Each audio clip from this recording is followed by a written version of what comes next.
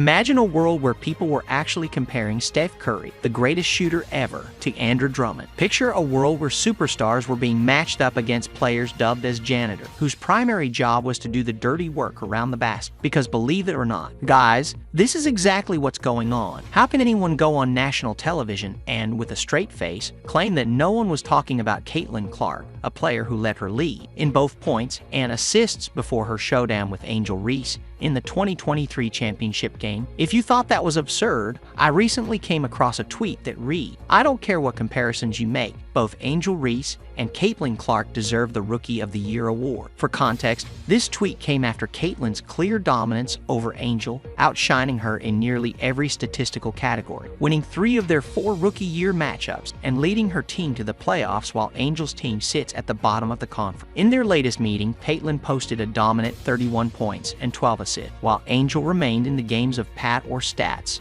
and chased a double-double. Ladies and gentlemen, there's a crime unfolding in the media right now. You simply cannot compare these two players. You just can't. And in today's video, I'm here to set the record straight. Before diving into their on-court differences, let's look at their off-court contrast. Recently, during the off-season, Angel Reese made waves on social media stating that the WNBA doesn't pay her enough, specifically mentioning that it can't cover her $8,000 a month rent. She laughed it off, essentially bragging about having other ways to make money and flaunting her earning, a gesture that feels like a slap in the face to 99.9% of. This kind of behavior doesn't exactly uplift the image of the WNBA, which is already struggling. Caitlin Clark, on the other hand, despite landing a groundbreaking $28 million deal with Nike, unprecedented in women's basketball, hasn't been flaunting her newfound wealth. Instead, she's already back in the lab this offseason, putting in the work. After delivering one of the greatest rookie seasons in history, she's already gearing up for an even more impressive sophomore year, recently hitting 25 3-pointers in a row during training. She followed that up with a message to the rest of the league, sharing her commitment to improvement and getting a glimpse into her intense training regimen. One seems consumed by her own brand and image, almost narcissistic in her approach, while the other is a true hooper fully devoted to the love of the game. You see what I mean when I say it's almost criminal to compare them. But anyway, their differences will be even more clearer once you see what they bring to the court. I was never a big WNBA fan before Caitlin Clark came out of the scene, but once I watched her highlights, I couldn't help but say, dang, she's good. The move she pulls off, the way she shoots, it's just like, dang, watching her play inspires me to be a better hooper myself. I could watch her all day. It's pure art, or as Mark Jackson always says, poetry in motion. At the same time, however, I found myself wondering, what's the big deal? No offense to Caitlin, but I see plays like this every day in the NBA from Curry, Lillard, and Kyrie, for example. So why is everyone making such a big fuss over her? But then, after watching highlights of other WNBA players, it all made sense. Take, for example, the player who they've been comparing. When you watch Angel Reese's highlights, it honestly makes you think, really? This is who they're comparing to Caitlin Clark? Are they actually serious about this comparison? I mean,